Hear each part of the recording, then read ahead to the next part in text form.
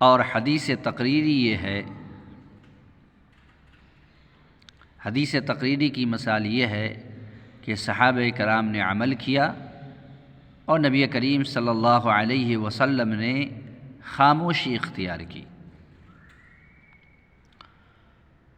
ایک مرتبہ نبی کریم صلی اللہ علیہ وسلم فجر کی نماز میں امامت کرا رہے تھے۔ جب آپ نے سلام پھیرا تو سلام پھیرنے کے بعد ایک صحابی کو دیکھا کہ وہ بھی میرے ساتھ سلام پھیر رہے۔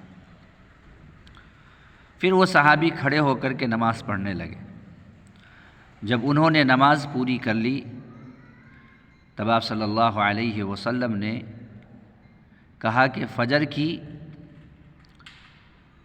تو 2 رکعت ہے، تم 4 رکعت کیوں پڑھ رہے تھے؟ انہوں نے کہا کہ اللہ کے نبی صلی اللہ علیہ وسلم، جب میں مسجد میں آیا تو اقامت کہی جا چکی تھی، جماعت کھڑی ہو چکی تھی اور آپ کی تلاوت چل رہی تھی، اس لیے میں نماز میں شامل ہو گیا۔ گھر پر مجھے فجر کی سنت پڑھنے کا موقع نہیں ملا تھا، مسجد میں جب آئے تو اقامت کہی جا چکی تھی، اس لیے میں آپ کے ساتھ نماز میں شامل ہو گیا۔ سلام پھیرنے کے بعد میں نے فجر کی وہ 2 رکعت سنت جو چھوٹ گئی تھی میں اسی کو پڑھ رہا تھا۔ تب آپ صلی اللہ علیہ وسلم نے خاموشی اختیار کی۔ پتہ کیا چلا کہ اگر کوئی شخص فجر کی سنت فجر کی نماز سے پہلے نہیں پڑھ پایا ہے اور مسجد میں آیا تو اقامت کہی جا چکی تھی، جماعت کھڑی ہو چکی تھی،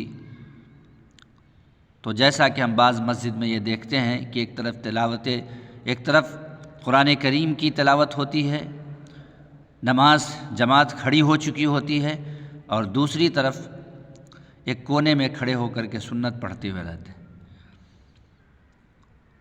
اور جب نماز میں کہا جاتا ہے کہ بھائی سورہ فاتحہ پڑھو امام کے پیچھے، تو کہتے ہیں کہ بھائی سورہ فاتحہ امام کے پیچھے کیسے پڑھیں گے، امام کی قرأت ہماری قرأت کے لیے کافی ہے۔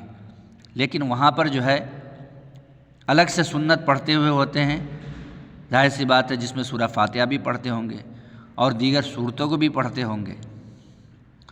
تو صحابہ کرام کا عمل یہ تھا کہ اگر جماعت کھڑی ہو جاتی، اقامت کہہ دی جاتی، تو وہ الگ سے نماز نہیں پڑھتے تھے، سنت نہیں پڑھتے تھے، بلکہ وہ جماعت میں شامل ہو جاتے تھے۔